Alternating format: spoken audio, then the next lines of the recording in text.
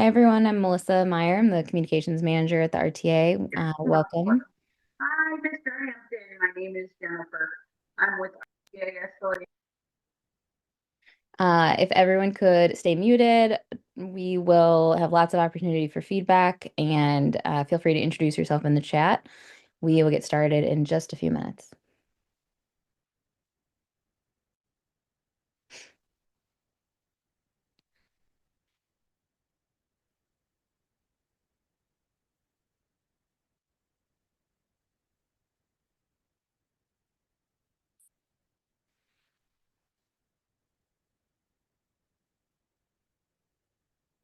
All right, I think we'll give everybody just one more minute. This is a big group. We're excited to see so many passionate transit supporters. You can turn on closed captioning if you need to. This meeting will also be recorded and posted on our website and our YouTube later today.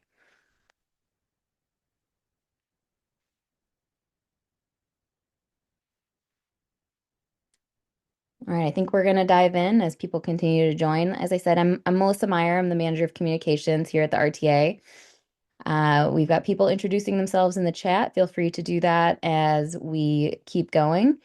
Jessica Cabe is our staff member who's going to be working the chat. If you have any issues, we'll have some other RTA people able to jump in as well.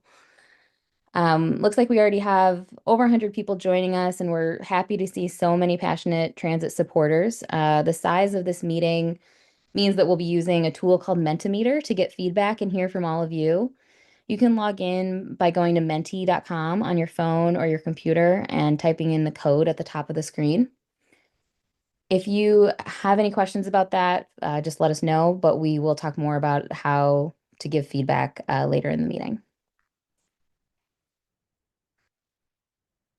And as I said, this meeting is being recorded and we will share it on our website and our YouTube later today. So again, thank you for being here. Welcome to the 8th meeting of the Transit is the Answer Coalition. Some of you may have been engaged with the RTA for many years, and for some of you, this may be the first time that you're joining us. And either way, we're so glad that you're here. If you're not familiar, the RTA is the Regional Transportation Authority. We oversee financing and planning for CTA, Metra, and PACE. The RTA is required to create a strategic plan for our transit system every 5 years. And since adopting our last plan, Transit is the Answer, in 2023, we've held meetings of this coalition to get your feedback on the challenges and opportunities facing the system, and your input has been critical to our progress. So why are we here today? I think we all know that transit has been challenged like never before in the past few years, and we're still facing difficult times ahead. An operating funding gap is looming when COVID relief dollars run out, and without action from state legislators soon, our system will face devastating cuts. This is also a time of great opportunity. We truly believe that transit is the answer to some of the biggest issues facing the Chicago region. But to achieve its true potential will take work and investment. What we at the RTA have learned over the last few years is that we can't solve these issues alone.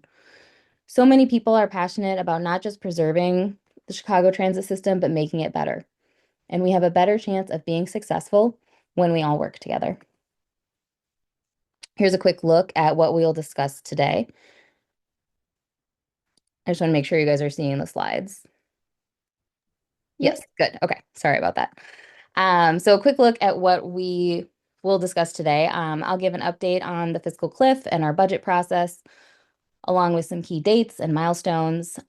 Beatrice Yan will share the latest on fiscal cliff situations at transit systems around the country and how they're approaching this crisis. And Kyle Whitehead will give an overview of the legislation that's been introduced so far and what it could mean for riders. And we'll talk about what's next. Throughout the meeting, we'll have opportunities for feedback and Q&A. A reminder that you can go to menti.com and use the code at the top of the screen to log in. When you're there, you can open Q&A at any time on any slide and submit a question. And when we get to the question and answer slides, we will go through those questions and answer as many of them as we can. We'll also plan to prepare answers to the questions that we can't get to during this meeting just because of time and share those out later on.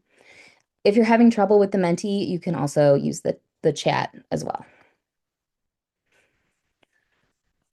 So let's get into it. Without new funding, CTA, Metro, and PACE face a budget gap in 2026 that will grow substantially in future years. The Illinois legislature adjourned on May 31st without passing a transit reform and funding package from both houses. A bill did pass in the Senate, which we'll talk more about later. It's safe to say that we are in unprecedented times, but the RTA is committed to transparency throughout.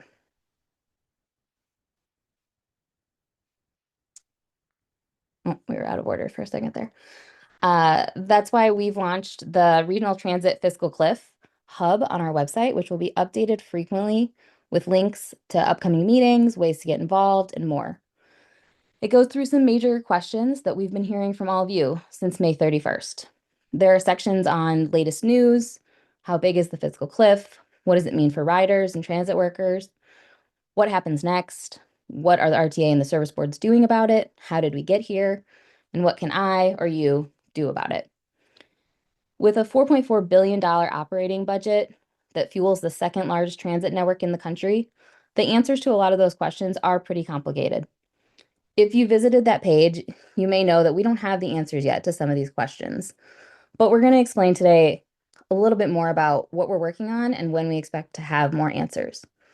We've made some changes to our budget process this year to be as flexible as possible.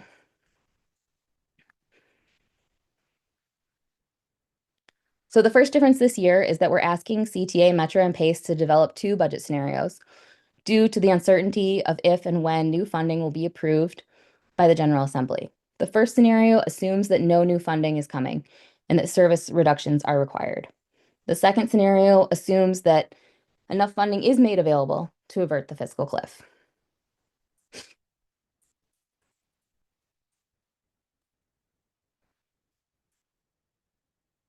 So the first question that we get, and the first question that you'll see on the website when you go to it, is how big is the fiscal cliff? The RTA has been ringing the alarm that the regional transit system will face a 20% budget gap in 2026 for years. This gap is the result of chronic underfunding of the system, over-reliance on fares, inflation, changing ridership patterns, all things that were exacerbated by the COVID-19 pandemic. In late 2024, the gap was forecasted at $771 million.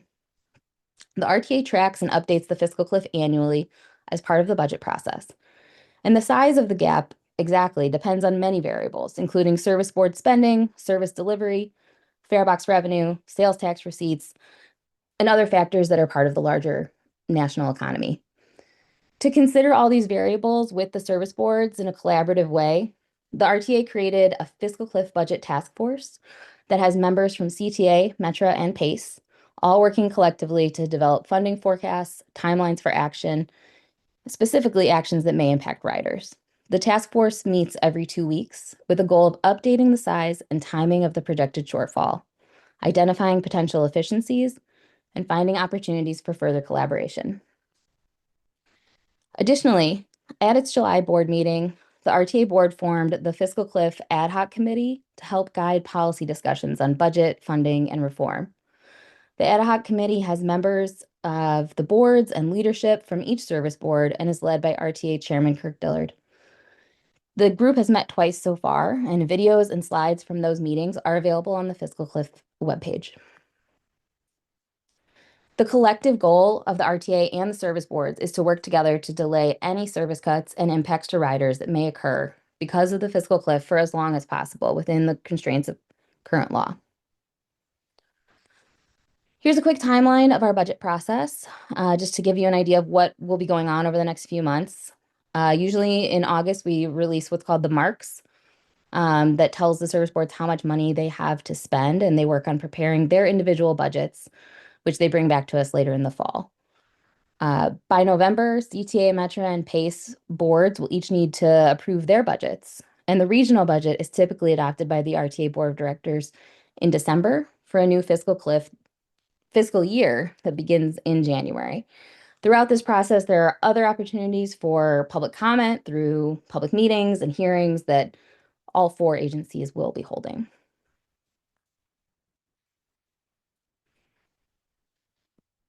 Another thing that will be spelled out in the budget scenarios this year is additional detail on operating efficiencies. So we have heard the call for efficiency loud and clear throughout these conversations. While the Chicago region already runs one of the most efficient transit systems in the country, this is a time to look even further for ways that we can run our system more efficiently and more collaboratively. And as part of our commitment to grow system-generated revenues, the RTA has asked the service boards to plan for a fare increase of at least 10% in both budget scenarios. Our regional fare structure continues to be affordable after past prices were reduced during the pandemic, but generating an additional $50 million in system-generated revenues will help narrow the funding gap and lower any penalties on recovery ratio targets if the state doesn't provide relief for that in the coming months.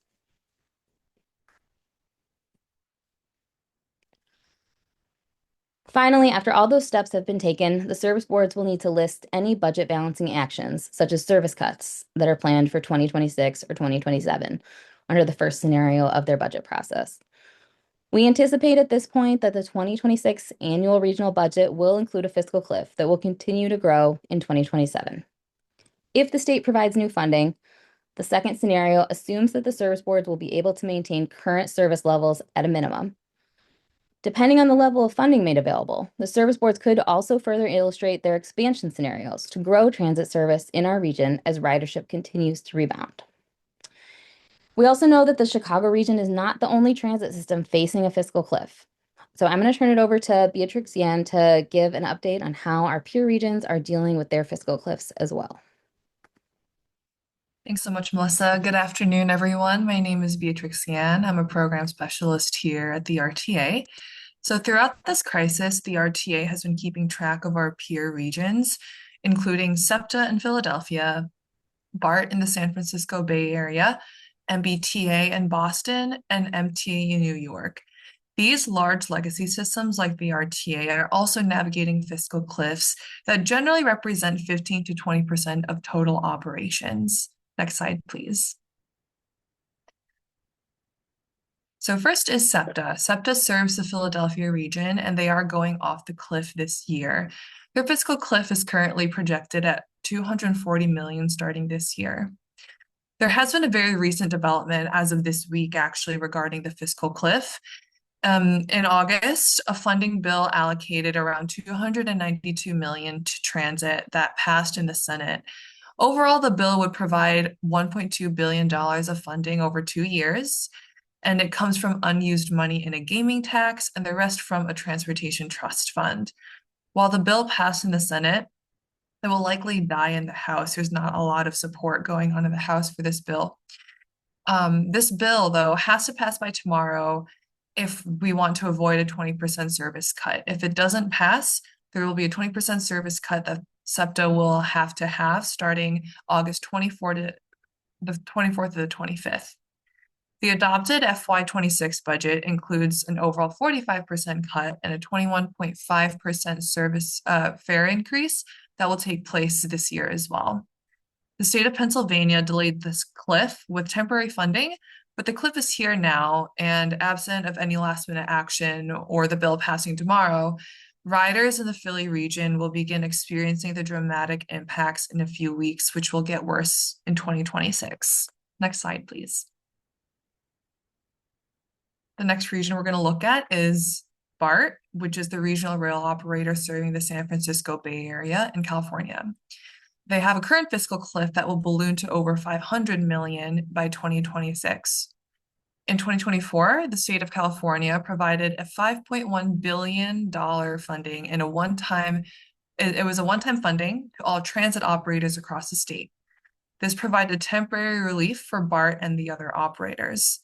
A new ballot measure to be voted on in November could bring sales tax revenue for transit, but likely too late for BART to avoid service cuts.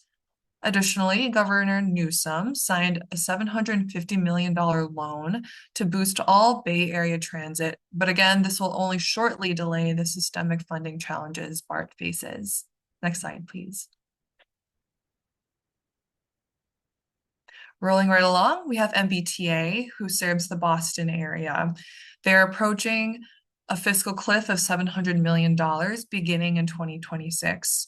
In 2020, MBA cut and reduced service across modes having already expended COVID relief funding.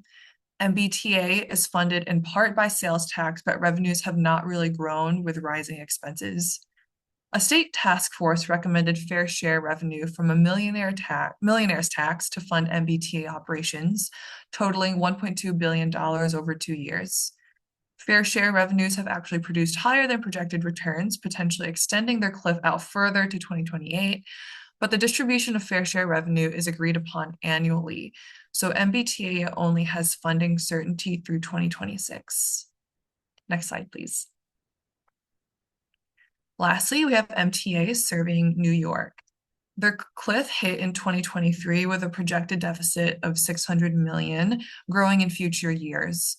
The state and city of New York acted quickly, increasing the payroll mobility tax and the city increasing funding for paratransit operations. Additionally, MTA identifies $100 million in efficiencies initially with more opportunities to save costs in the future. MTA also controls bridge and tunnel tolls into Manhattan, increasing tolls 5.5% and transit by 4%, generating another $117 million in revenue. Lastly, MTA has implemented congestion pricing. Revenues from congestion pricing do not cover operations expense, but this generational investment in capital will allow the agency to realize operations savings through improved efficiencies achieved with upgrades to infrastructure. Next slide, please. So where are we now in the Chicago region? Chicago has stretched COVID relief funding further than most peers nationally. Every peer we've covered today has expended all remaining relief funds. However, all of them have received some sort of stopgap funding action from their state. However, Illinois has no actions yet. MTA is the only agency on stable footing for operations revenue. Other states will require future legislations to provide long-term funding to their transit system. All peers have elements we can learn from. Currently, our cliff is very much on the horizon, but if we're able to use peers as the barometer, there's clearly going to be steps and processes both from the RTA and the service boards, as well as the state, before finding a sustainable resolution.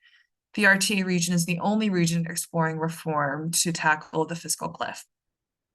Given what we've mentioned in our peer agencies what our peer agencies are up to, we'd love to hear from you. What did you see that they're doing well? What about some of the region's strengths? Most importantly, what can we learn and apply from our peers? Please let us know in the chat or in the Menti. I'll hand it back over to Kyle for some feedback on what we've learned so far.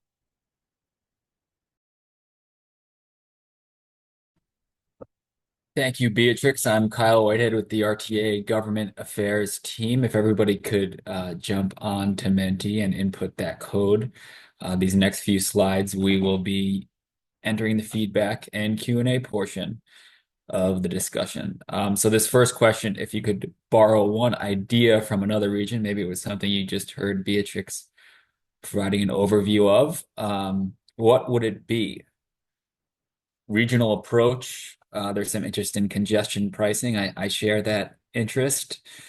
Some discussion about a state loan, lots of congestion pricing support, the millionaire tax. So that was the fair share tax that the Massachusetts legislature is funding transit operations with.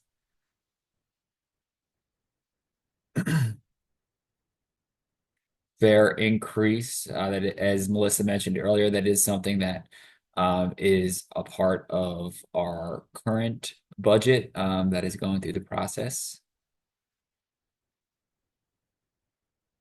Again, road tolling, congestion pricing, interest.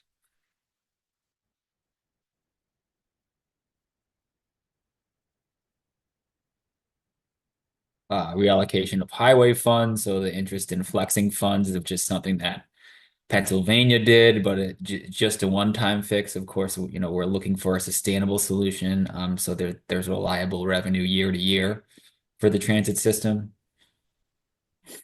All good ideas, all good feedback. I think we can go to the next question, and we will be, capturing all of this moving forward. So the next feedback question is, what are you most concerned about with the 2026 budget process?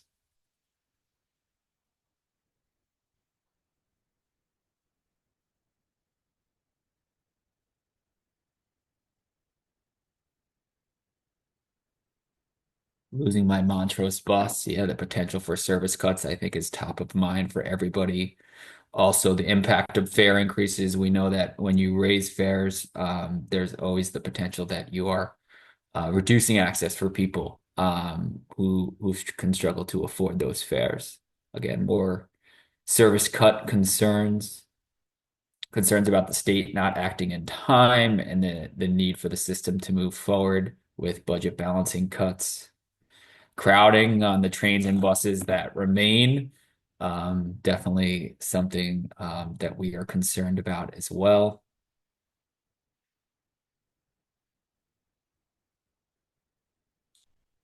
Lack of transparency in the legislative process. The state passes funding during the veto session. Will it be able to arrive to the system in time? These are all good questions, and a lot of it depends on the funding source and how the state sets it up. But those are part of the discussions the RTA is having with state legislators currently. Cuts will be hard to reinstate, right? Yeah, this is why we are all working so hard in CTA, Metro, and PACE to postpone and delay cuts, because once a route has been cut, bringing that back becomes harder. Job loss, again, this is top of mind for everybody. The transit workers who keep the system running, and the potential for those positions to be eliminated if no new funding is provided.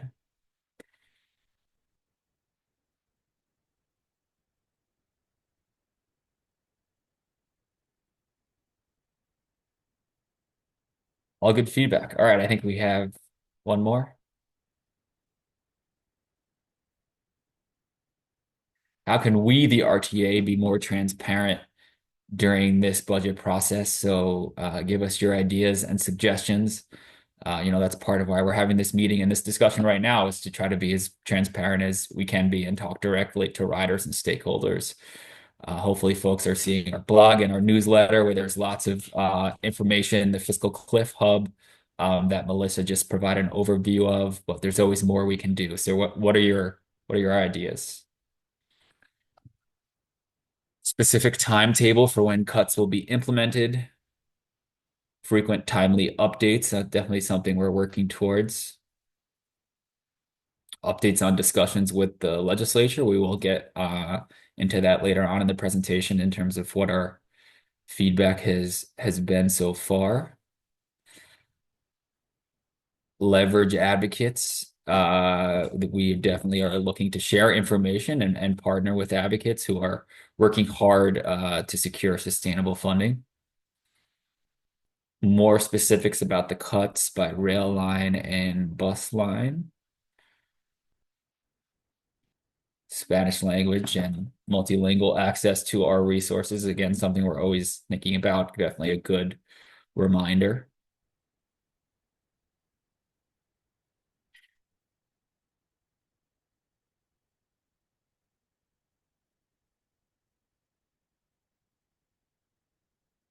All good feedback, and yeah, we'll review every idea that comes in as we think about how to manage the budget process moving forward.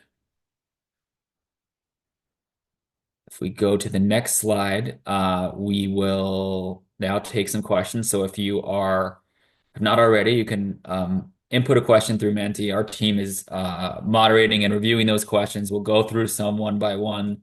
Now, if we are not able to get to your question in this first session, there will be another Q&A session at the end of the meeting. And if we still are not able to get to your question, we'll be following up with an email communication to make sure that we answer as many relevant questions as possible. So please keep the questions coming here through the Menti. You also can always email us questions at communications@rtachicago.org. So first question, what is RTA's view on implementing congestion pricing in Chicago? So tolling and congestion pricing were on the menu in our Transit is the Answer strategic plan. The agency has not advocated for, will not advocate for specific revenue options. That is a choice the legislature is making. But we, in the case of congestion pricing, we have consistently highlighted the potential benefit to transit ridership, right? It's not just a revenue source, it's also a way to incentivize people to ride transit. So that's something we have highlighted and will continue to highlight throughout these discussions.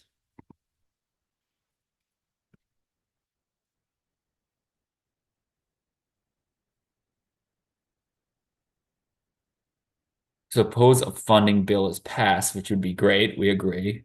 What are the plans to avoid funding shortfalls in the future? I think we have Malik, our head of planning, on the call. And Malik, did you want to take that one? Sure. Thanks, Kyle. Hey, everybody. Yeah, it would be great if a funding solution is passed soon. The legislature, especially the senators who considered the bill, that you'll hear more about in a bit, we're very focused on a long-term solution. So we are definitely advocating for sources that are not a one-time solution, but can put us on a strong footing for many years to come. So we do not have to be back in this situation again. So that may involve different funding sources, such as currently we have the sales tax that is, while fully connected to the larger economy, is able to continue to provide funding over multiple years. Similarly, we hope that the sources that are being considered are diverse and looking to the future. And some of that work also happens in conjunction with CMAP, but eventually it'll be the decision of the lawmakers to ensure that they fund transit for the long term. Thanks, Malik.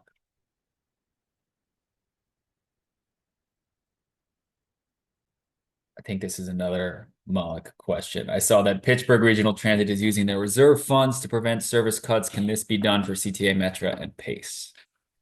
Yeah, great question. So some of the reserves at agencies were built through the the COVID relief funding that came through or through other means such as positive budget variance, spending less than what was budgeted in the last few years. So in our case, RTA allocates funding to CTA Metro and PACE as it comes in. So for example, you might have heard that the sales tax has been coming in stronger than anticipated in 2025. And that directly flows through mostly through a formula to CTA Metro and PACE. But at each agency, there are reserves that are primarily are helping delay the service cuts or other impacts so far. As you know, the federal funding were all one-time bills, and it's been at least 3 years since the last tranche of funding came through. So the ability to stretch those dollars since the last funding bill has primarily been through reserves and strong expense controls at CTA Metro and PACE. So we are definitely taking advantage of this. The size of our system, on the other hand, is not comparable to Pittsburgh, which is very small. And therefore, we estimate that in 2026, at some point, without additional funding, all of the reserves will be depleted. So the agencies would be required to look at things like service cuts.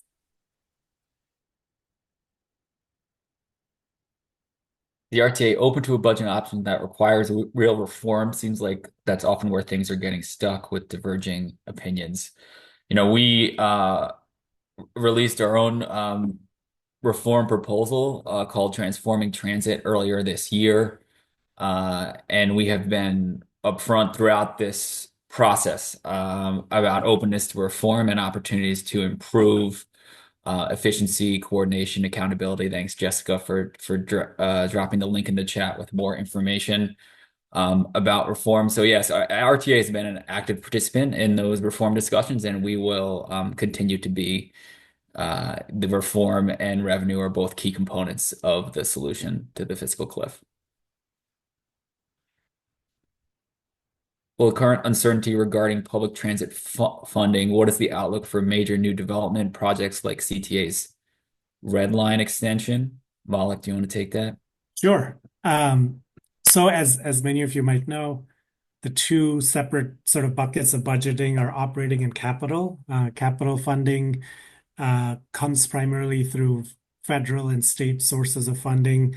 The state passed a capital bill in 2019 that brought in significant investment over the last 5 years.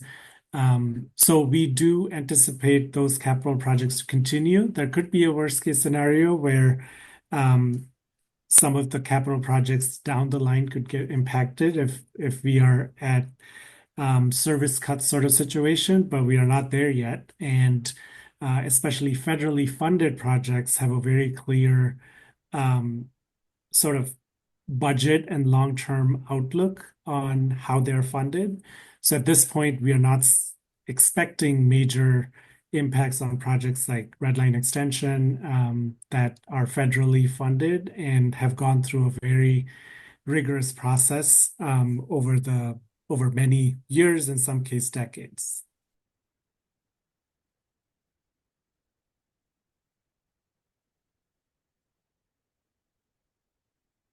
What about paratransit? Massive cuts will further disable us. This has definitely been a big part of the conversation. Sure, I'll jump in quickly. We are very committed to ADA paratransit. RTA certifies folks who receive the benefit. PACE runs the service for the region. And the current legislation is written where the 2008 sales tax first has to go fund the ADA paratransit, which is the traditional service. So we are fully committed to that. The reality is that since pilot programs like Rideshare Access Program was launched about a year ago, a year and a half ago, there has been significant additional spending. So it's part of our larger conversation happening at the ad hoc committee with our board members who will eventually vote on any decisions. At this point, the question really is that we are really obligated to fund the current shortfall in 2025. But the 2026 budget process will determine how much of the additional services like Rideshare Access Program we are able to fund. The state currently contributes about less than 10% to the ADA paratransit budget. So a big solution here is also the lack of state funding that needs to come in and help resolve the issue. Because currently, the way it works without additional state funding is that these services compete with each other for funding on an annual basis. So between paratransit, fixed route service, those are all the decisions that RT has to make every year to ensure that all types of services are funded. So we also don't want to end up in a situation where tons of people with disabilities who are currently fully dependent on the fixed route network of CTA, Metro, and PACE see cuts at the expense of maintaining other services. So we are in that difficult state, partly because of lack of guaranteed ADA funding. Yeah, we'll get into that a little later on. The state's current reimbursement for ADA paratransit service only covers less than 4% of the total cost of the program. So it's a huge issue in terms of the overall budget and the approaching fiscal cliff. The funding have to be approved through a special session this summer. Is this the last chance to get funding? Rob, I know we have you on the line as well, the head of the RTA Government Affairs team. Rob, do you want to take that? Yeah, there's kind of two factors that impact the timing. Because the General Assembly did not reach consensus before May 31st, the requirement for the number of minimum votes needed to immediately implement a piece of legislation has gone up. So typically, legislation can be passed in the House with 60 votes and 30 votes in the Senate.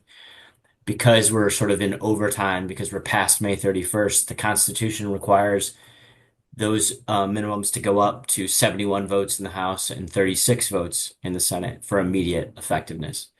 So that takes a challenging situation and it makes it a little more challenging because you're asking more people to step up and make the tough call on funding. if they choose not to pursue that immediate effectiveness, they can still pass a bill at that lower threshold, but then it's delayed in being implemented until June 1st of 2026. What that does is simply slow down the time that that will need to occur before we actually can access the funds. So if the General Assembly chooses to adjust an existing tax, the state can implement that more quickly than implementing a brand new tax or a novel new fee. And there are certain requirements that the state has to go through to notify those taxpayers, which could further delay funding to the RTA. So we are in a very challenging position because even under normal circumstances, there's about a 4 month delay from when someone purchases something and a sales tax is collected to when that money actually reaches the transit system. So that's already built in. And if we add months to that, it does start to bump up against those timelines where service boards will exhaust their federal relief dollars. So having said that, we all have heard the phrase where there's a will, there's a way. And so we hope, because we have seen there's strong support for transit, we're working through how to sort of come to final consensus on the revenue package. But um, the hopeful expectation would be if there's a will to produce that revenue package, perhaps we can find some creative short-term financing that will to help bridge that gap until those new dollars arrive. Thanks, Rob. Another legislative question here. What can transit riders do to help except other than contact their elected officials? What other advocacy opportunities are there? Well, unfortunately, I would say that the most important thing is to make sure the lawmakers are hearing opinions from their constituents. I think one maybe nuance on that message, elected officials, it's a challenge to vote for tax increases or fee increases because they have to explain that to their constituents. And many folks in this particular issue, may be confused as to why the system needs more revenue. But I have been trying over the last several months and working with the service boards to make sure lawmakers understand that hopefully they don't have to make that trade-off. Money invested in the transit system produces more revenue circulating through the economy and ultimately more tax revenue for other purposes. If someone has access to a job, access to opportunity, they make investments in their families, they purchase homes, they conduct other economic activity, and that's all captured through our state taxation system. And so, repeated studies have demonstrated, dollars invested in the transit system are multiplied in the economy several times over. And so, not only do they need to hear that you support the investment, but tell them you won't be mad at them for it either. If I could encourage a little nuance on that.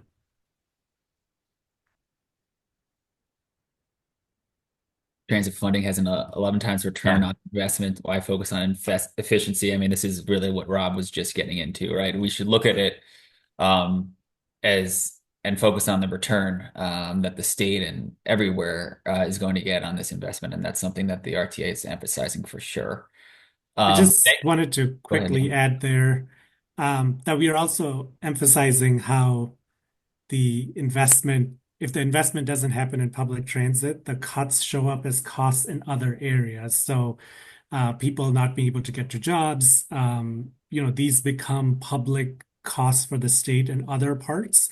So not only do you not get the return on investment, but you're not really saving any dollars by not investing in transit. So we are definitely focused on highlighting those pieces to the state legislature. We want to take one more question through the Menti, and then we do have somebody that wants to ask on the phone, and then we'll pause the questions for now. What is the outlook regarding combining the CTA, Metro, and PACE into one agency, and how would that affect the allocation of funding and the management of services? Rob, you want to take that? Yeah, the bill passed by the Senate and another version of that bill that's been filed in the House do not contemplate combining the agencies into a single agency, but they do both bring important new authorities up to the regional entity. So it was sort of the compromise that was discussed since CMAP introduced the PART report, which is essentially full consolidation versus empowering the regional entity to take a leadership role in some key areas like setting service standards, capital project selection, fair policy, and rider technology and communications, to try and create that seamless integrated system, but also maintain the day-to-day operations expertise that is found at the service boards, and keeping essentially the oversight, managerial, financial responsibilities clearly articulated to be the responsibility of RTA, and the day-to-day operations continue to be managed by the service boards. One key element of, we believe, and we articulated it in Transforming Transit, that Kyle referenced earlier, is we think an essential part of helping to achieve that type of integration is providing the central entity with a little bit more discretion, not so much to penalize operators, but to incentivize better behavior, and frankly, to fill gaps in the system if there are shortfalls in delivering service.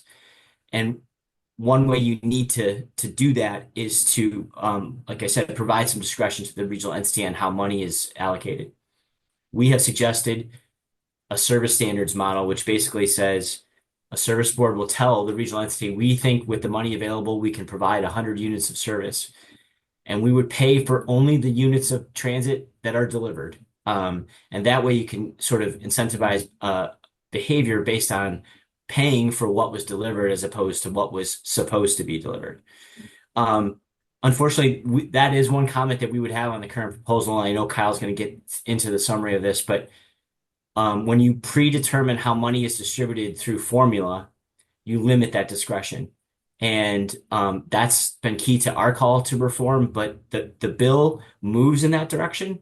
But at least for the first 3 years, they continue sort of a predetermined pathway.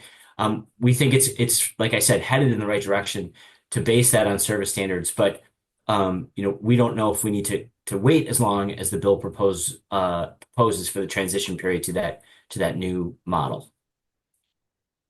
Thanks, Rob. Yeah, and that is a really good transition. I think Tina shared another link to the legislative proposal. We get this question often, what is RTA's view on key aspects of the legislation? How would you propose we handle this? A lot of that is captured in the legislative proposal that we released earlier this year. So if you're interested in going into that level of policy detail, encourage you to check that out.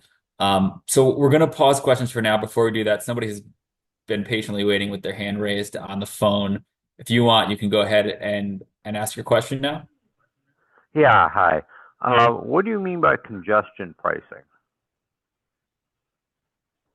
So there are various forms of congestion pricing. The general concept is to apply a fee on the social cost of driving. So that could come in the form of tolling. It could come in the form of parking pricing. But in the most congested parts of a transportation network, you're making it more expensive to drive, particularly more expensive to drive alone, and then you're reinvesting that revenue in alternative options. So the model that I think a lot of these folks on the call were just suggesting and pointing to is what's been recently implemented in New York, where they are charging tolls on the tunnels and bridges, as well as forming a congestion pricing zone in the busiest part of Manhattan. And if you're entering that zone in your private vehicle, you're paying a fee. And the revenue from that fee is supporting transit operations. So the area is well served by transit. In order for it to continue to be well served by transit, they need sustainable revenue for operations. Well, in this case, the revenue from the New York fee is going to capital, so they can maintain the infrastructure. But both the capital and the operations revenue is critical, and New York has been able to secure that capital funding from congestion pricing. Okay. All right. So thanks for all the questions. We are going to have another question portion towards the end of the meeting. We also are capturing all of these questions, and we'll follow up via email with a written Q&A to all relevant questions. So definitely keep them coming. But now we'll pivot over to getting more into the legislation that was proposed at the end of session that Rob was just referring to. So, as we all know, the Illinois General Assembly adjourned its spring legislative session without taking final action on transit funding or reform, but both chambers did introduce major transit legislation. The Senate's proposal, which included more than $1 billion in estimated new operating revenue and significant structural changes, passed on the final night of session, but was not called for a vote in the House. This presentation will recap how the transit system and the state legislature reached this point, identify some key issues regarding the proposed revenue and structural changes contained in House Bill 3438, that's what passed the Senate, and address what may happen next. We'll summarize and analyze important aspects of the legislation and its potential impact on the transit system, but this is not intended to be an exhaustive review. Next slide. The RTA first estimated the Chicago region's transit fiscal cliff in our Transit is the Answer strategic plan, which was developed in 2022 and adopted in 2023. Later in 2023, CMAP affirmed this projection with the adoption of the Plan of Action for Regional Transit, or PART report, and that report was commissioned by the General Assembly. We talk a lot about how the funding gap is a result of changes in travel patterns during and after the pandemic. But we've also made clear then and now that the budget gap is the result of chronic underfunding of transit operations in Metro Chicago. Here in Illinois, the state covers less than 20% of the system's operating budget, while other states cover between 40 and 50%. As we mentioned earlier, the state's reimbursement for mandated ADA paratransit service covers less than 4% of the total cost of the $250 million program, while the reimbursement for mandated free and reduced fare programs for seniors and people with disabilities covers less than 20% of the total cost of the $150 million free and reduced fare program. These relatively small reimbursements force the system to cover most of the cost of these programs out of the general operating budget, which limits the amount of funding available for frequent and reliable mainline service.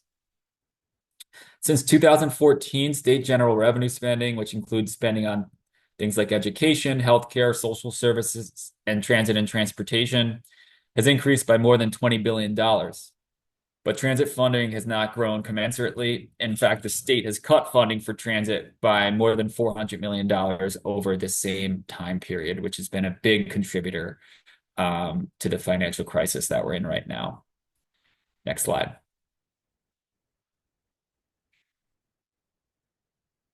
In 2024 and 2025, the RTA and the legislature held dozens of meetings, hearings, and events to continue to prepare for the fiscal cliff. Some advocates backed a proposal to fully consolidate the transit system and create a new unified agency with the introduction of the Metropolitan Mobility Authority Act in 2024 and reintroduced in 2025. Earlier this year, a coalition of organized labor groups worked to introduce the United We Move bill, and RTA released its own transforming transit proposal that we've been referencing throughout this conversation. Both the labor and the RTA proposals empowered the RTA with additional authority in key areas like fares, safety, and capital and service planning. And there was broad agreement across all three proposals on the need for at least $1 billion in new operations funding to improve service, and the need for a stronger regional agency to advance system-wide goals like service coordination, efficiency, and unified fares. This brings us to today's discussion of what was proposed in the Senate and the House. Both the House and the Senate bills would reorganize the transit system under a regional authority renamed the Northern Illinois Transit Authority, or NITA. 5 new members appointed by the governor would be added to the regional board, and the chair would be chosen from among the governor's appointments. As Rob was referencing, key responsibilities are shifted from CTA, Metra, and PACE to the new regional entity. These responsibilities include fare setting policy and some aspects of service and capital planning. A point of discussion in both chambers was the structure of the supermajority requirement for the new agency to approve key items like the operating budget, the capital program, and the strategic plan. Under the Senate proposal, approval requires the affirmative vote of at least 15 directors of the 20-member board, or 12 directors if at least 2 are from each sub-region. Under the House proposal, approval requires the affirmative vote of at least 12 directors with no geographic requirements. Next slide. We're already getting some questions on this, so we'll dive into some of the details on the proposed revenue in the Senate bill. So it included more than $1 billion in new operations revenue based on estimates from Senate staff. Just under $900 million, about 75% of the total revenue package, would be generated by a climate impact fee of $1.50 imposed on each retail delivery in the state, with an exception for groceries and prescription drugs. 80% of the revenue from this fee would be used for transit operations in the RTA region, and 20% would go to downstate transit. Other sources in the Senate bill, an additional $150 million would come from a 10% tax on TNC or rideshare trips in the region. I know we got a question or comment. What about taxing rideshare? That was included in the Senate proposal. City of Chicago does have a ride-hailing surcharge currently, but this would expand and increase that fee to the full region. And another source, an estimated $131 million, would come from a new regional real estate transfer tax. Again, this exists currently in the city of Chicago, but the Senate proposed expanding it to the full RTA region. The new TNC fee and real estate transfer tax are matched at 30% by the state, as the RTA sales tax is today. But in the Senate proposal, there is no state match for the new delivery fee revenue. Next slide. At this point, we'll discuss what implementation of the Senate bill might look like in key areas if it were to become law as written. Here you see a summary of some potential issues, and we'll walk through each point and welcome your feedback and questions. Agencies, advocates, and legislative leaders share many of the same goals, like more frequent and reliable service and a more integrated and coordinated network.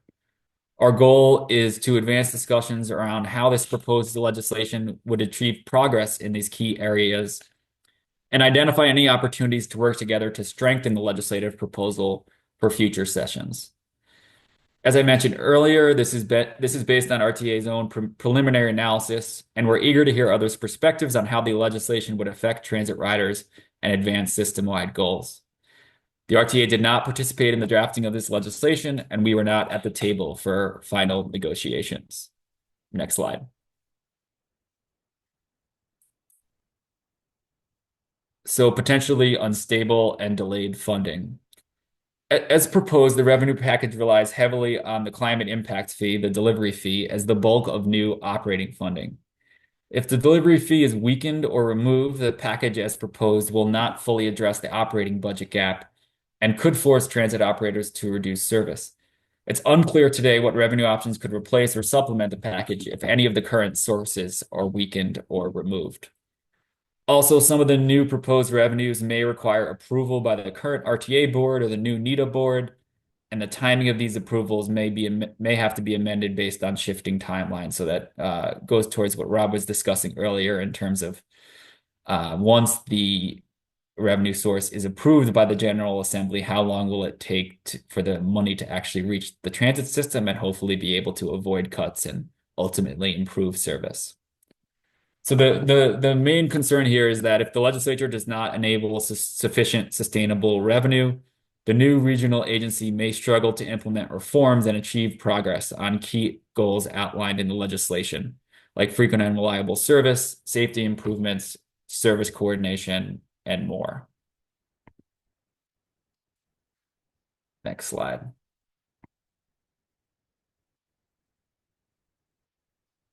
NETA, the new regional agency proposed in the legislation, takes on many new responsibilities, several of which come with significant costs, like a new regional police force, a dial-a-ride program, a transit ambassador program, as well as expanded fare programs. The scale of these proposals is not clearly defined in the legislation, so it's possible their costs could limit overall improvements to mainline transit service. Our estimates that you see here show total costs from these new initiatives could range from $390 million to $485 million annually. Those estimates are based on publicly available data from the service boards and peer systems. So we looked at, how much does a police force cost Metra? How much does the police force cost peer transit system? And how would that cost scale up or scale down for the size of the RTA system? Important to note, all of the estimates you see here do not include potential capital costs, which would likely also be part of the equation if you're establishing a new police force. That force needs space to train and operate. But we're focused here on the operations cost, which is more directly linked to, the funding available for frequent and reliable service. The RTA supported many of these initiatives, and several of them are included in the Transforming Transit legislative proposal we've been sharing throughout this discussion. This includes fare capping and expanded fare program for people experiencing low incomes. Also, the RTA has supported a transit ambassador program. We're highlighting these costs because we think it's important to acknowledge that that these programs, while important, do come with significant costs, and how they're paid for could affect the frequency and reliability of mainline service.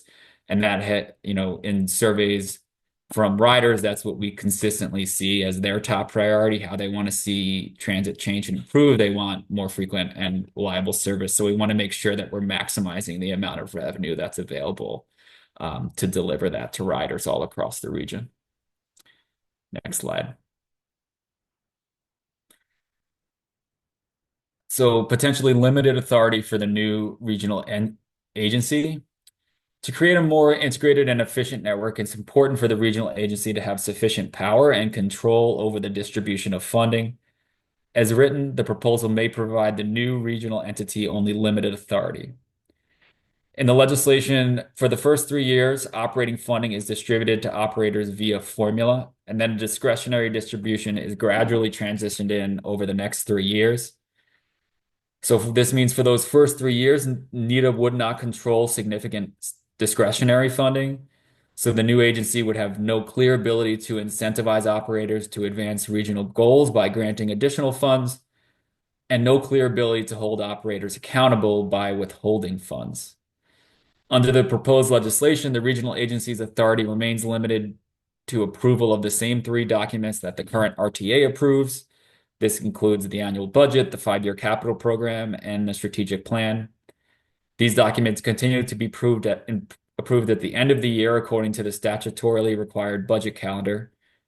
So NETA may have limited ability to address operating decisions as they're made throughout the year, as is the case with the RTA today. This has been something we've highlighted throughout legislative discussions as something that can and should be addressed in terms of ability to be more flexible and act throughout the year as issues arise. So what could this mean for riders? If an operator is not delivering promised service, or the regional agency identifies a gap in the transit network in the middle of the year, these service issues may persist until they could be addressed as part of the annual budget process, which happens at the end of the year. The regional agency has no lever to intervene in a timely manner and address key rider issues because much of their authority is limited to the regional budget passed on an annual basis in December.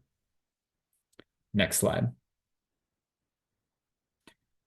Recovery ratio. So the legislature's inaction this spring means the system's waiver from the existing 50% fare box recovery ratio requirement and its associated financial penalty are scheduled to expire at the end of 2025.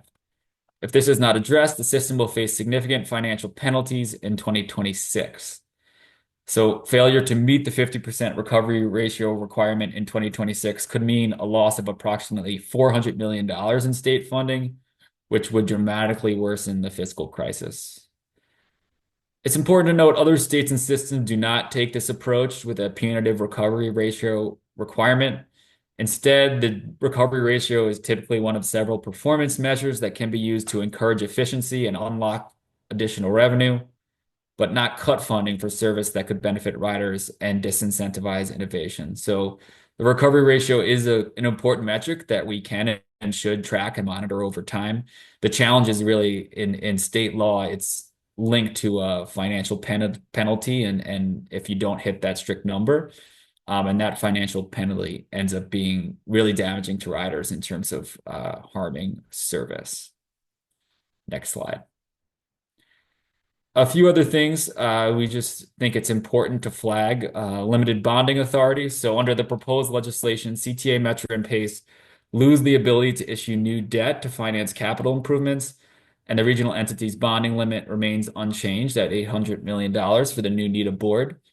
These changes may constrain the region's ability to invest in transit infrastructure and potentially jeopardize federal funding. Also, the timeline and process to develop service standards and plans are not linked to the regional budget process. The process described in the legislation for developing service standards and plans may be lengthy and limit the opportunity for the agency to be responsive to community needs. From a rider perspective, making changes to existing routes or launching new routes could take more than a year, as they need to go through newly established service councils, instead of the current locally driven engagement process that can deliver route changes or extensions within a few months. Also, the zero emissions bus mandate could result in less available service.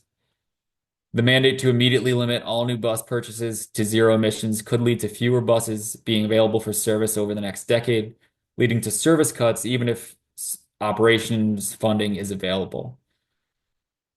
The RTA and the service boards all share the goal of reducing emissions from transit vehicles, and significant work is being done right now to electrify the transit fleets of CTA, Metra, and PACE. But accelerating this timeline via legislation, when funding and procurement remain significant obstacles, could set us back. More people riding transit is a net positive for the environment, and we want to make sure we're able to put as much transit service on the street as possible. Finally, the transit supportive development language may be overly broad, so the Senate proposal's definition, distance thresholds, and guidelines for transit supportive development don't fully align with how the FTA defines joint development. So this mismatch could limit the agency's ability to use federal funds to advance key projects. For example, the legislation does not limit joint development opportunities to land that's owned by the transit agency, as the FTA's definition does. Next slide. What's next? So Rob was getting into this earlier as well, and I think many folks on the call know Governor Pritzker and legislative leaders are saying they are continuing to work on transit funding and reform through the summer and into the fall, but they have not yet set a firm timeline for any future action.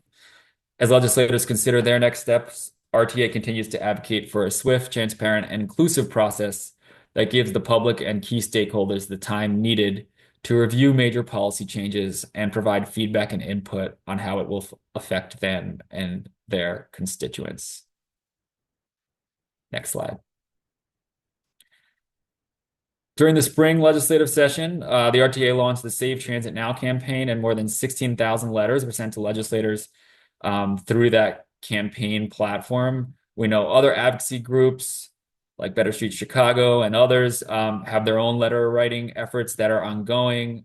We think all this is really important and makes a difference to keep transit front and center for any future legislative sessions.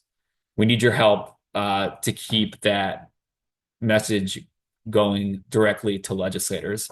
So we've turned the campaign back on. You can visit savetransitnow.org.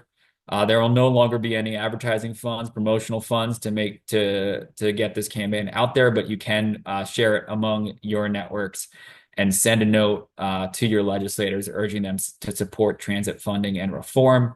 We have some suggested text in there, but it is editable, so you can include your own story, your neighbor's story about the value of transit and why you want to not just prevent cuts, but ultimately improve service for all riders. So we encourage everyone to take action and share that link with your networks, and we will include the link in all follow-up communications.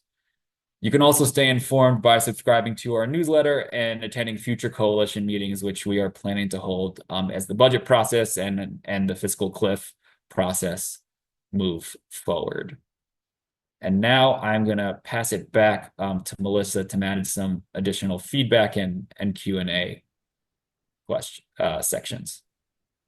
Thanks so much, Kyle. That was really informative. We're going to do a couple feedback questions, and then we have a lot of Q&A that we've had coming in throughout the meeting. So our first question here is, what feedback would you want to provide to lawmakers? We're going to keep track of everything, and we are in communication with the lawmakers on this all the time. So what would you want to tell them on what you've heard here today?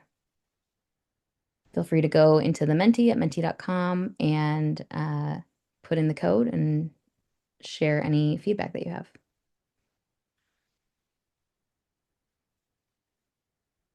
This is feedback for lawmakers. I just had to remind myself. I was afraid it was feedback for us at first, but disappointing that it's gotten this far. Disappointing that transit always seems like an afterthought and the bare minimum is provided. Transit really is the answer to questions of climate, equity, and more. We agree.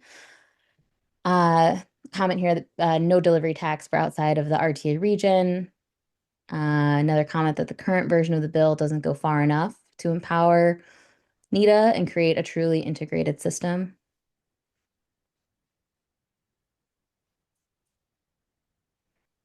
Any other feedback that people have?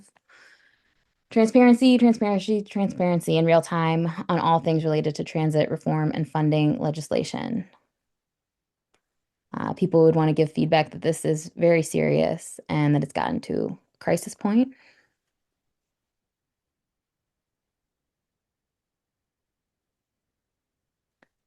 That they should have, it would have been great if the legislature could have socialized the funding sources earlier. And just the big impact that the Chicago region has on the entire state, which we agree with as well. And that funding needs to be reliable for sustained development. We are also hoping for a sustainable, ongoing funding solution. It's always important to remember that the fiscal cliff that we talk about is not just a one-time problem in 2026. This is an ongoing issue that we're going to face in years to come. And so we need a solution that will address that.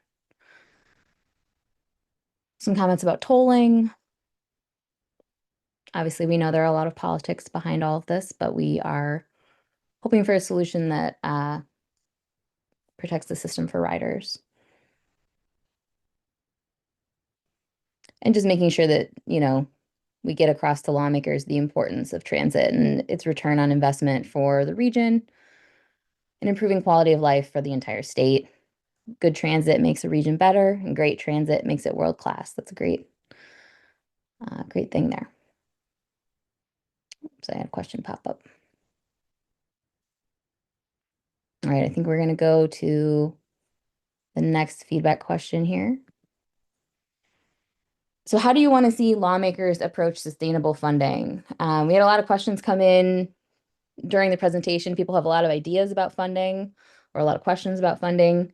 Kyle explained kind of the funding options that were presented in the bill so far. But do you have any other ideas that you would want to see lawmakers take into consideration?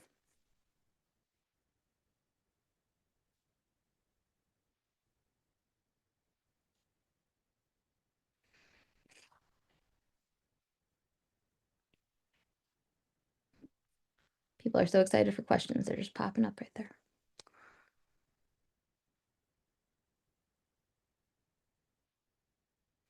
So some ways that people have ideas of how the lawmakers could approach sustainable funding,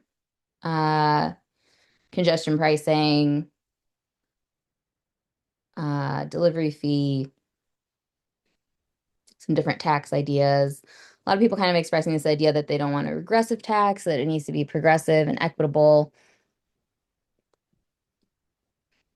And to approach the funding solutions with as much or preferably more effort as we've put into the reform conversation.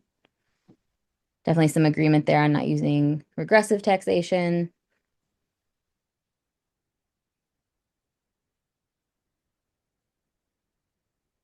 Could property taxes be used near TOD so that people who live near transit get direct benefits from improved transit? there's a lot of different ideas, and I think the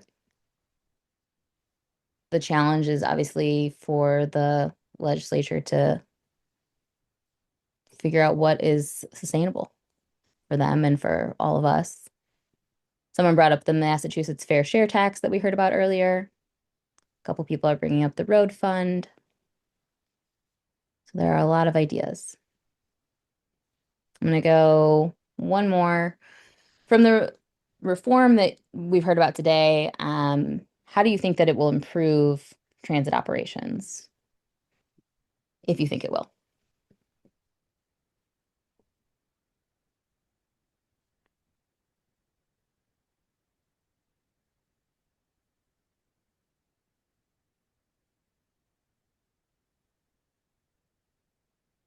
And if people don't have a lot of thoughts on that one, we can jump right back to Q&A. I know we have a lot of questions. Someone said, at least it won't get worse. Someone else said, there's limited change from the reform. The key is frequency, which requires more investment. Definitely, sometimes we say frequency is freedom. The idea that you wouldn't even need a schedule. You could just walk to your bus or train stop and know that a bus or train is coming any minute. But that does require a lot of investment. Better integration with CTA, Metro, and PACE, renewed focus on the importance of transit.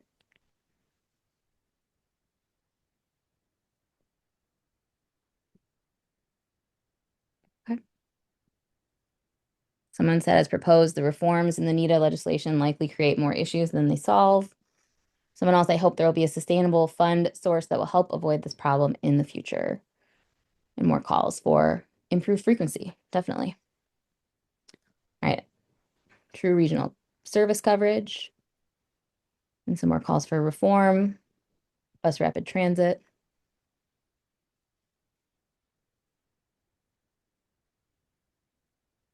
Okay.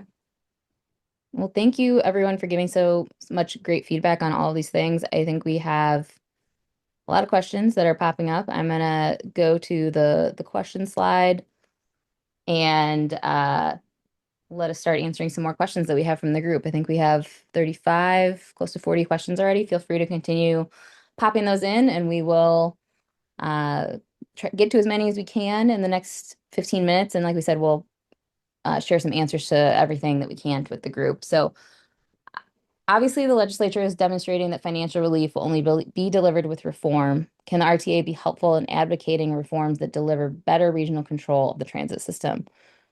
Rob, do you want to take that one? Sure. And the simplest answer is yes.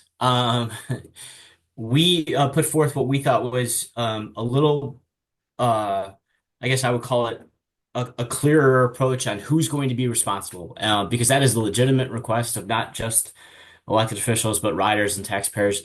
When you have sort of diffuse accountability, you have no accountability, right? And so we had put forth in Transforming Transit again a clear sort of delineation of who's responsible for delivering on the promises made.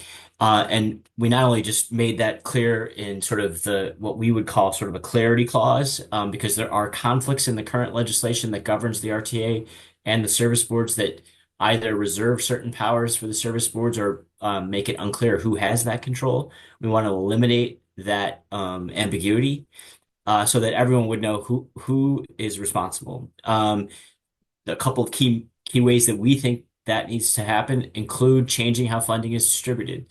We would like to move to a service standards model, which essentially says the transit operators will be reimbursed for the service they actually put on the street and not for what they scheduled or promised to put on the street. That way, we think it's very clear, and it's not meant to be punitive to the transit agencies. But if there is a gap, if we're having trouble delivering what we've promised that we are going to deliver, the RTA could then step in and try and fill that gap and get back up to that scheduled service. And so we think our proposal is a little clearer on putting that responsibility clearly on the RTA.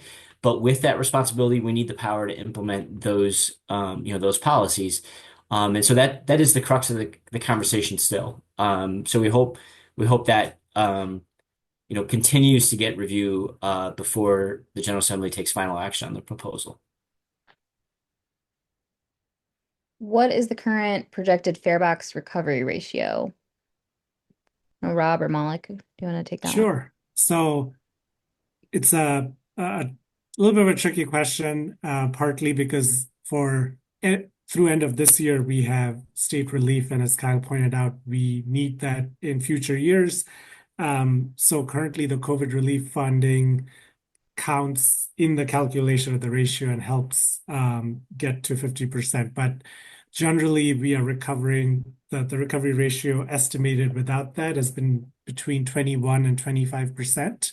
And in the RTA proposal of transforming transit, we had recommended lowering it to closer to 20%. So compared to other peer agencies, most of them have removed the ratios, gotten rid of them, or lowered them closer to the 20% mark is what we suggest is appropriate moving forward.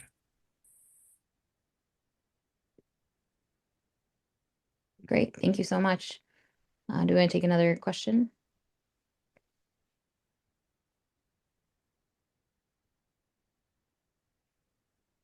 I know we also have two people with their hands up. Nicole, do you want to go ahead and come off mute and ask a question? Hi, I'm concerned about the cuts to the RAP and TAP programs.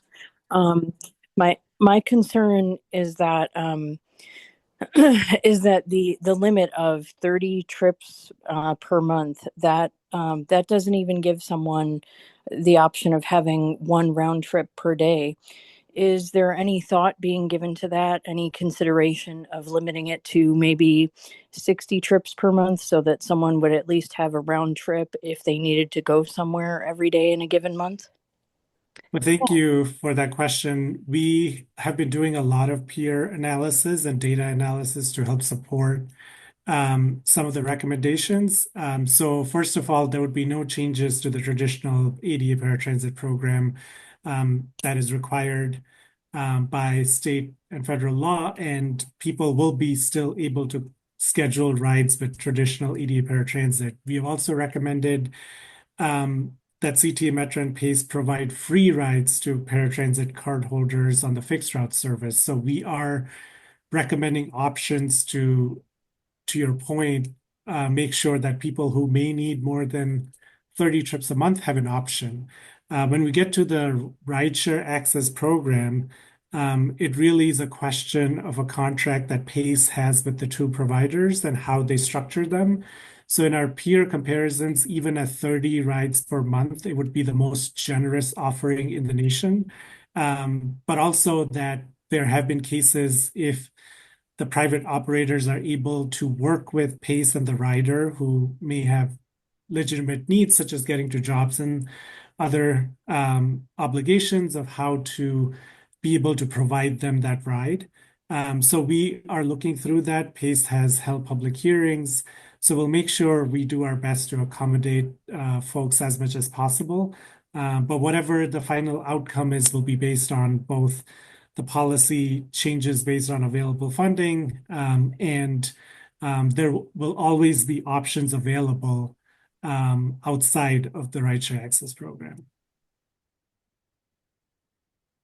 Thanks. We're going to take another question from the Menti. We got one about how can the RTA work with agencies to give our citizen advisory boards more power, and what do we view as the role of our CABs long term? I know we redid our citizen advisory board in the last few years to add more rider voices. And I know, Kyle, if you want to take that one. I think we've got Michael here as well. Sure. Michael, did you want to talk about the role of the cabs? Sure. Thank you, Kyle and Melissa. Yeah, about a year ago, we reconstituted the RTA Citizens Advisory Board to include a rider representative from each area of the region.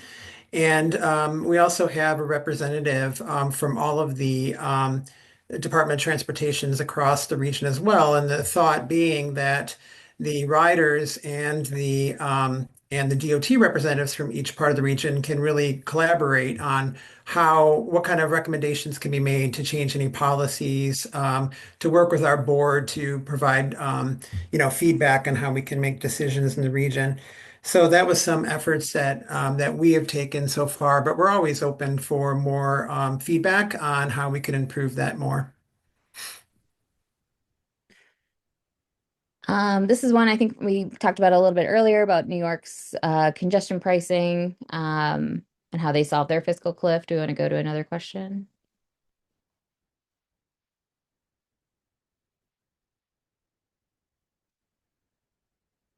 I'm going to jump to one. Does RTA have a no funding scenario economic impact projection? This could be useful to compel lawmakers. We will definitely, Yes. yeah, go ahead.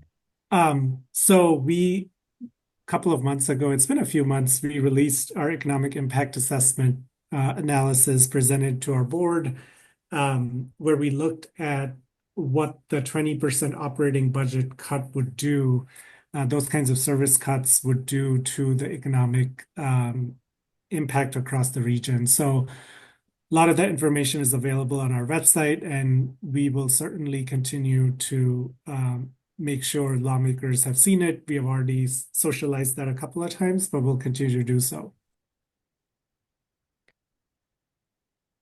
Will the governing board of 20 have qualifications for appointment to get individuals who have a transit experience, for example? Rob, do you want to talk a little bit about what was in the bill as far as those appointments? Kyle, go ahead. I mean, there is some direction to provide background and experience. I actually don't have the language at my fingertips, but go ahead, Kyle. I was just gonna say the same thing. There are some guidelines for the experience that board members should have. I could paste them in the chat, but that is an element of what was Yeah. proposed in the Senate. I have them here too. I'll try and post them before we close out. But it's I would say additional from status quo is clear that they've outlined that as a priority for governance. Great. Let's take a couple more questions while we still have some time. There are some questions about a regional police force. Let me pull one of those up. Second. So why is a separate transit police force being discussed? Metro has its own police force and CPD has a transit detail. And there are also just some questions in here about safety and how we are addressing that and how the funding could help address that as well. Yeah, that is correct. Metro does have its own police force, and CPD provides a transit detail. But while I'm not speaking on behalf of the General Assembly, I believe it was pretty clear that many in the House and Senate thought the current resources available to the CTA was insufficient. And it's not just law enforcement. There's also the sort of transit ambassador program, which is hopefully intended to deal with questions of behavior or perhaps folks that need additional services as opposed to violent crime or crime of any type. The CPD dedication to the transit system, I think if you look at our peer systems, is not as robust as many other systems have. And while the CTA spends significant resources on some contracted services, the General Assembly has asked, at least in the draft legislation and in the bill passed in the Senate, that some of those resources be rededicated to the establishment of a law enforcement agency or dedicated unit. They set up essentially a task force to determine the specifics of what that would look like, as opposed to mandating its structure. But as Kyle mentioned, our concern is exactly kind of, I think, what's behind your question, which is, can we figure out a way to increase resources to CPD to expand their presence on the system as opposed to creating a new standalone entity? We think the objective, which is greater public safety, is something that everyone shares.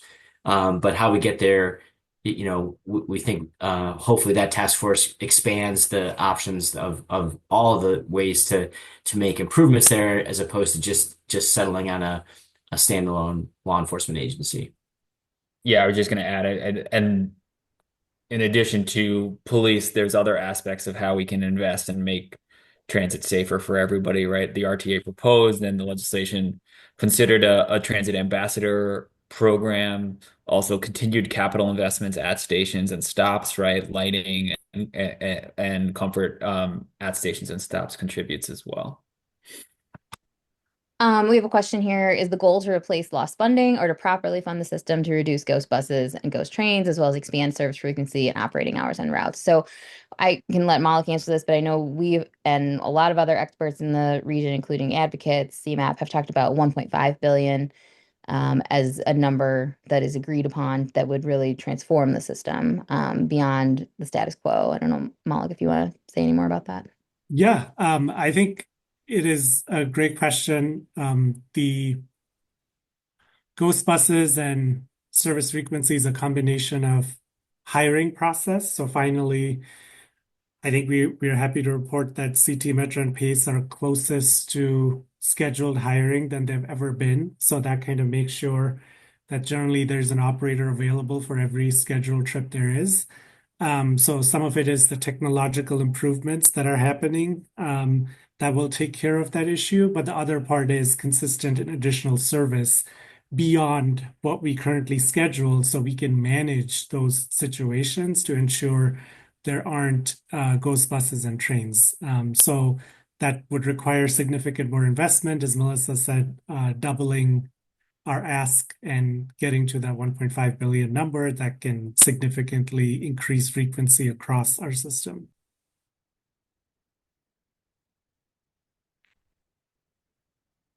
If we don't get funding, does the RTA have a projection on how quickly the transit death spiral of declining ridership, declining safety, declining revenue would progress? Kind of the worst case scenario. Right.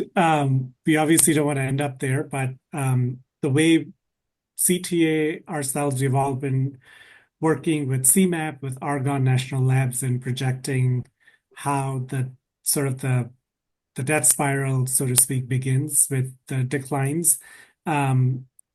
It's pretty fast in our experience that the system becomes less and less useful to the daily rider. So the rider experience becomes